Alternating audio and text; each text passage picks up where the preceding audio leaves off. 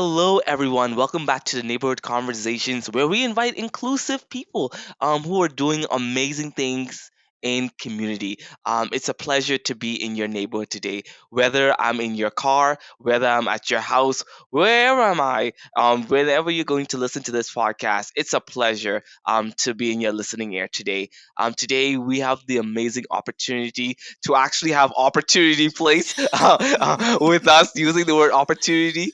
We have the executive director Sarah, and also colleagues who Charlene, who's the school liaison with Opportunity Place and the Nova Scotia Works. And so we have the amazing opportunity to have friends, I call them, a part of this conversation today. Welcome, Sarah and Charlene. How are you both doing? Thank you. We're doing well. That's good. That's Awesome. good. That's good. Thanks That's for having good. us. Like no problem. It's a cloudy day in Nova Scotia right now. I think we're expecting some snow and all that good stuff. So hopefully we actually get through this conversation before the snow starts. Let's just say anything I is think we'll be good. possible in Nova Scotia.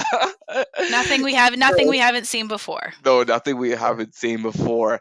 Um, it's really good to welcome you both to the conversation on the neighborhood, and it's really good to bring inspiration of what you folks are doing at Opportunity Place. And so I want to start with tell us a little bit about yourself. That's always the mock interview question when you're interviewing someone. So tell us a bit about yourself and share light about your roles at the organization. I'll start with you. Shar, and then I'll go to Sarah. Yeah. Okay. So I'm Charlene Tasco. I am what you call a Nova Scotia Works school liaison. The title that is given to me and I think 18 or 19 colleagues across the province. We work directly in high schools. I think at last count we cover about 63 schools in total. And the program is growing. It is a partnership between Labor and Skills and Immigration and Department of Education. My role is directly in high schools. I am at one currently, and I have three of them. And I do everything related to career development, so career exploration, goal setting, labor market information, employability skills, which include interviewing and resumes and cover letters and all that good stuff. Wow, that's really important. Thank you so much, Shar, for sharing that. Sarah, go ahead. I'm going to add one thing to Charlene's job description. Charlene is a connector. Mhm. If it's outside the purview of her services, she will find the right person to support that individual. So I think she does an amazing job. I just want to say that. Yeah. Huge asset to our organization. I moved into the executive director position with Opportunity Place back in January of last year. So it's been a year in the role. I've been with the organization, though, going on, I think we're on 17 or 18 years. I've lost track, to be completely honest. I started when I was 10. Oh. So, That's right. Yeah. it's right. So my role obviously is around the administration and management of all of our projects. I support the team and making sure that staff have the tools and resources they need to do the good work that they do. I help to foster relationships with all of our stakeholders, whether it's our funders, whether it's community, whether it's employers or job seekers, whatever that looks like. I like to consider Opportunity Place, although we are a Nova Scotia Works Employment Services Centre and part of that network. I like to consider us a community hub. We Mhm. do a lot of different things. We've been in the community for a number of years now. We were first started back in July of 2001, I believe it was. So we're a hub. We are sort of a go-to for the community of Sackville and the surrounding areas: Bedford, Tantallon, Beaverbank, Lucasville, Mount Uniacke, you name it. And that's the approach that we take to our work. That's really important, and I really love that you say a community hub, bringing community together, sharing lots of building relationships, like you mentioned, keywords, and sharing all of the programs and services to better the communities and individuals. Talking about community hub, what is Opportunity Place, and can you share some of the services you have offered to offer, I would say, at the organization? So Sarah, I'll start with you, and then if Charlene has a light to add on, then we'll go from there. Yeah. For sure. So we started off as a local resource center. and our services have sort of broadened and expanded since that time. So as a Nova Scotia Work Centre, we provide a standard menu of services that are available across the province at other centres. So we do one-on-one employment support through career practitioners. We have a career counsellor on site. We do job development, where we assist in liaising with employers and helping to facilitate matches with our job seekers. We do workshop delivery on a variety of topics, from resumes, cover letters, career planning, all the way up to a series of webinars that we do around, counseling topics, stress management, self-esteem, confidence, those types of topics. And we work with employers, which is a fairly newer add-on to the Nova Scotia Work Services. We support employers with their recruitment and retention needs. It's a huge challenge in the Nova Scotia labor market right now, so that's Yeah. a service that is in high demand. And as part of that, we offer opportunities for employers to develop their skills. So we do a series of webinars and learning opportunities for employers to help them when it comes to the areas of diversity and inclusion, how to recruit talent, how to do a job description well, and how to retain that talent once you find it. And for Mm. smaller businesses, obviously helping them tap into things like wage subsidies and hiring incentives, that those financial supports that are they're so important. In addition to Nova Scotia Works, we have a project called Pathways to Prosperity, where we're supporting local early childhood educators in achieving their Level 2 certification through the RPL process. There's a structured an exam and interview process that's quite intimidating for folks who are going through that process, and our Yeah. programs help them prepare for that. We do practice exams, practice interviews with them, study skills. We also give them access to technology and other supports like a learning library, so they have everything they need to get prepared and to hopefully maximize the likelihood that they're going to be successful. And then our other project that's fairly new is it's a partnership with the Centre for Employment Innovation and the province. Oh, wow. It's called Collective Impact for Inclusive Youth Employment. We call it Vision. That's kind of the tag that we've called it. And it's an opportunity for us to place 8 underrepresented youth in the community with local employers, and Wow. to help them secure employment in long-term sustainable positions. The subsidy started off at 2 years in length for these participants, and then we're hoping that the employers will be retaining them beyond that period. So that's just Wow. a quick overview, and I guess the newest thing that we're doing is we have a community pantry and fridge in our Oh, center, wow. Oh, wow. which is helping to address some of the local food insecurity challenges that residents are seeing. So we have it's based on a donation basis. It's also supported by our board as needed when donations are low, but it's just a pantry that people can stop in and access food if they need it. Wow, that's really really important. I would say you're definitely community hub for sure. We're trying. When it comes down to that, in little pieces, bit by bit, makes a difference and stuff like that. Charlene, do you have anything to add on? Or did Sarah cover it all? Well, she certainly covered a lot that Opportunity places, the regular services that are delivered by Nova Scotia Works in the Center. She hit on all those, and might I add, she's doing it brilliantly since she became the executive director. She is she's a force to be reckoned with, and I'm really proud to be associated with her. So I will say that. Thank you, Listen, Char. yeah.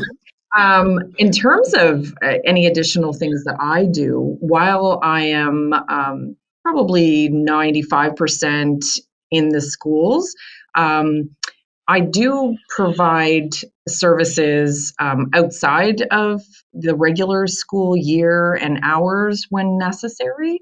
So I will facilitate groups for students and for families and mentors. In terms of there's a program that I am trained in and I help to train others. It's called Let's Talk Careers through the Department of Education, and it helps to start career conversations with youth. So I can deliver that virtually and in person. And I also do March break camps. So I will be starting to put everything together. I'm happy that this year we can actually do it in person. So I will have spots for up to 10 youth in the center who can come, and I feed them. We play some games that kind of drive home, the all the different lessons related to, how to start career exploration, how to use the tools that are online if you're somebody that just wants to go look at it on your own. I'm going to help them, increase their skills. Hopefully, that's kind of the goal, and their knowledge and awareness of, what it takes to be prepared for the work world. Something that's not totally covered. It's certainly not mandatory in our public school system. So I'm happy to contribute to that. And I do some summer programming as well. So I work all year round, not just for during the school year. And I go into classrooms and I arrange other guest speakers and career fairs and mini job fairs and all those good things as well. Oh wow, that's really good, and that it's all about the engaging pieces that you both bring in stuff like that. How important is community building when engaging with I would say with clients, with people in community? How important is that for your organization? Sarah, I'll let you go first, and then let Shar go on. Yeah. I look forward to my family's security in the future. That's the main goal as a father. The empowerment from changing careers has really just made me want to get out of bed in the morning. I'm looking forward to growing my business. So I want to hire people like I was hired. I want to give guys that chance. Il me fera plaisir de continuer à travailler avec les immigrants francophones en Nouvelle-Écosse. I'm looking forward to the financial freedom that I never had before.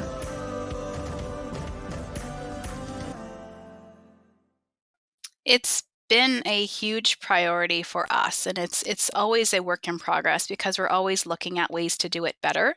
Yeah. I think, we have a core menu of services, but the approach to delivery can be adapted based on the needs of an individual and based on the needs of a community. And so we never assume that we have this previous knowledge of what community needs are.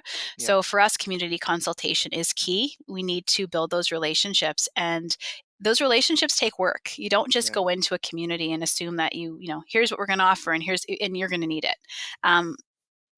That's not an effective way to offer services, and it's not an effective way to build rapport and relationships with community. And being where we are in Sackville, we have a lot of surrounding communities that are more rural, that don't have as reliable access to transportation as other regions in Metro. And so we do a lot of outreach in community because essentially we have to kind of go where the individuals are because they have difficulty getting to us. And although virtual is another asset in our service delivery, we still have clients who prefer that in-person approach. And if that's their preference, we like to try to offer that to them. So staff are out consistently, constantly. They're at events, opportunities to meet folks, to increase our visibility and build awareness around what we do. But they're also sort of in community to meet clients where they are, build rapport. They're at, the community center in Lucasville, for example. We do outreach at the Tantallon Library. Shar does outreach there as well. We do outreach at the Sackville Library. We're starting outreach in Fall River next month. Wow. So staff are on the road consistently, and they love the work because it gives them a chance to see the day-to-day impact of those efforts and the difference that it makes to people. They hear stories about the community. They learn about the roots of community. They see face-to-face, some of the communities that they're supporting, and it really gives them some ownership over the work. They see the value, they see the benefit, and it really helps to motivate them in the work that they do, and it helps to inform the ideas. My staff come to me with a lot of ideas around program and delivery options. We're brainstorming all the time. So having that firsthand knowledge, they bring great things to the table that helps us to develop programming that's really relevant and responsive. So I would say it's crucial to the work that we do. Yeah. Wow. Really, that's really good. Thanks for sharing, Sarah. Shar, do you have anything to add to all that Sarah has mentioned? Community building is everything. Relationship building is everything. Oh yeah. And Sackville is a unique community, and the surrounding areas as well. Like, you can't just think that you can, like Sarah mentioned, just do everything in sort of a cookie cutter approach to career development services. You've really got to meet the people where they are and that just doesn't just mean physical location, but it means that there's so much diversity in terms of socioeconomic backgrounds and disabilities and cultures and gender identities. Like, we have a very rich just so many equity groups that we need to pay attention to. And I'm just going to say that I think that Opportunity Place does an amazing job of reaching the goals and striving for better every single day. Wow. I think really that's one of the things that does as well is we never assume we're done learning. Learning's an ongoing, it's constant. And we embrace those experiences for sure. And Absolutely. yeah, learning is really important. It keeps you growing and keeps you evolving and innovating to the next level. And that's really good that you actually do that. I want to say I see lots of ways of meeting people where they are, and accommodation. How do you define accommodation when connecting with people? Shar, I'll go. I'll start with you and then go to Sarah. How do you define accommodation when meeting people where they are? Yeah. Um, I'd say the first thing I do is I don't make any preconceived judgments or assumptions. Right. So every single youth that I come into contact with is a unique being Yeah. in my space, and I take the time to get to know them and Right. make sure that I create a safe space and understand, because I have an extensive background working with people from all different types of backgrounds and disabilities. I think that's enabled me to really tap into that and hone in to create some really strong relationships. And I would even say bonds, because I've been, at the school that I'm at. I started this whole pilot with this school, and that was 5 years ago, just at the end of January. And I would say there's a number of students that keep coming back to me, and they visit me, they email me, they text me, they call me. I just had a former student ask me for a reference letter from a couple of years ago, so I'm thrilled to do that for her. And I just, it's about meeting everybody individually. Yeah. Wow, that's really nice. Sarah. For me, accommodation is, and it's funny, I look at it through two lenses. I look at the support that we provide to our clients, but I also look at it from a management perspective, just in supporting my team. And I think it's empowering the individual, whether it's a client, whether it's a staff person, whoever it might be, to sort of tell you what they need. Yeah. And to listen and pay attention to their experiences. And I think, once you have that knowledge and that insight into what that person's needs actually are, accommodation to support those needs, it becomes a lot more simple and Right. straightforward. Right. And we sort of try to have those conversations with our employers as well, because for a number of them, accommodation might be a new concept and how to actually go about doing that in a workplace, and just helping them with the tricks and tools of the trade. And here's some accommodations can be so simple that can make all the difference in the world to that individual. So I think the first misconception is they automatically go big. Oh my gosh, we're going to have to make all these changes and we can't afford them and we can't do them. And that's not the case most of the time. No. So really, it's just keeping that open mind, that non-judgmental approach. Be open to learn something from that individual, because you will, and just have that that basic conversation. Empower them to just share, tell them what you need or what they need, and then it's pretty straightforward from there. Wow, that's really good. Thank you both for sharing that. I think that accommodation is very important. In meeting people where they are, listening to their live experiences, being able to connect with them, being able to adapt to some of the learning, and adaptability is another thing. Yes. When connecting with people and accommodating is knowing how to adjust. And I think that Opportunity Place do an amazing job. Just being at your organization and seeing the work that you do. I must say a kudos and commend to your leadership as well, Sarah. That helps bring your team to where it is, and all that good stuff. Because I've met several of your team, and they are amazing gems. And they bring a lot of energy to employment and to community engagement. Um, Opportunity Place. How do you define opportunity? in your unique way. And Sarah, I'm gonna start with you as leader and all that good stuff. Yeah. It was funny when I looked at this question and I thought to myself, okay, how do we define it? Because we use that term every day. It's in our title.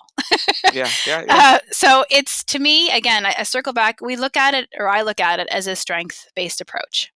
And so the approach to our organization has always been leveraging our existing resources to create circumstances that elicit positive change. Right. That's been the big definition for me. That's the kind of the underlying foundation of everything that we do. And in my role as management or a leader with the organization, and certainly following suit by my predecessor who started the organization, it's all about empowering your team and providing the tools that they need to succeed. So Right. that sort of wraps up opportunity for me. Thank you so much, Sarah. Charlene. Opportunity. I would say that is something that I probably say at least once a day in the context of that is what I do. I aim to provide opportunities for youth that encompasses all different sorts of events and situations where youth may not realize what opportunities are in front of them in Right. terms of our Nova Scotia labor force. So that includes, helping with, like I mentioned earlier, guest speakers that are relevant, putting them in front of employers and sector councils, taking them out into the community and going to places like the Trades Exhibition Hall, making sure that they are aware of all the different opportunities and occupations in demand, because it never fails. You will always walk into a classroom, young and old, and you'll say, what are the top 10 jobs that you can think of? And you're always going to get the same common types of answers, but Yeah. there's so many more opportunities again. So I'm like a broken record with that. I'm like, there's just so many things out there. There's a fit for everyone. So I want to make sure that youth know about them. That's so amazing that you say that. I grew up with my parents in the Bahamas, and I will always say, "Mom, I'm going for an opportunity. I don't know what I'm going for, but I'm going for an opportunity." And they would always laugh at me, like, "What are you talking about? Opportunity? Opportunity? Always coming out of your mouth, opportunity." I say, "Yeah, it is. You don't know what the opportunity may present. What if you don't actually take the risk and take the action, because those opportunities may land really big, and it's really good. And I'm so happy that both of you are opportunity change makers, someone who continues to create opportunities for Nova Scotians every day, tirelessly, to strive in that way. We always end our podcast with a quote, a word of the day, a saying. Let's leave on a good note. Inspire us for something that we need to move forward. Shara, I'll let you go first, and then Sarah, I'll let you close us out. What do you got for us? What do you got for us? Yeah. I don't know if it's anything super brilliant, but I would just say that it is an absolute privilege to be in this role where I can create the opportunities for impact and change and contribute to full participation of youth in our labor force. And it means so much to me. Equity, equity, equity is so important. I am ecstatic that I have a Black woman as my leader. That is important, that we give space to as many folks that represent the wider community as we can. And I think Sarah is absolutely doing that in her own work and how she supports us as staff. So I'm pretty proud. Awesome, and that's hope that Thank you. continue to allow us to guide, because we have leaders like Sarah and more leaders who allows growth an opportunity to continue. There you go. I'm saying opportunity again. We say it Say a It's a lot. say it a buzzword. lot. Say it a lot. There you go. There you go. Sarah, what do you got for us? Yeah. Oh gosh, it's an honor and a privilege as well to be in this position. I've obviously been with the organization a long time, so I really live and believe in the work that we do and Right. the value and how integral the work is to the community development in this area. When I was thinking about my approach to work and some sort of famous quotes that could sort of end this out, it was funny. I kept falling onto Albert Einstein and Steve Jobs. Interestingly enough, I was Hmm. thinking about, when we're meeting with clients who are dealing with difficulty, one thing we say to them in our own words, of course, but this is an Einstein quote. It's in the middle of difficulty lies opportunity. And that's what we do is we help them see the opportunity and the new possibilities that could exist despite the challenges and the hardships that they're experiencing at that time. And when you look at the team of people that do the work that we do, the other thing that comes to mind for me, and again, this is a Steve Jobs quote, the only way to do great work is to love what you do. And Woo. I think, and we all love what we do. Yeah. Oh, that is Amen to such that. that's like that gives me life right now, and I love. You need to send me that quote. Like send me I will that send it to quote you. after we get off this. Like send me that because I feel like that's the work. That's what we're called to do. To be passionate about what we do and be in order to enjoy it and to have leaders who is open and be able to be diverse and have that diverse perspective. Really important. Wow. Thank you both, Sarah and Charlene, for coming on to today's podcast. It's really good to share about Opportunity Place, the work that it's doing, and the values that it share for community. Thank you so much for coming on. Really appreciate it. Thank you so much. It's been a pleasure. Yeah, yeah, Absolutely. yeah. Thanks for having Aw- us. Thank you so much. At the Neighborhood Conversations, we bring a lot of different vibrant energy. We bring a lot of different knowledge and education. And today, Opportunity Place brought the opportunity to connect, to inspire, to bring motivation. And I hope that when you are engaged in community, that you seek out the opportunities that are in front of you and that lies before you. Have a great day, everyone, and we will see you at the next episode.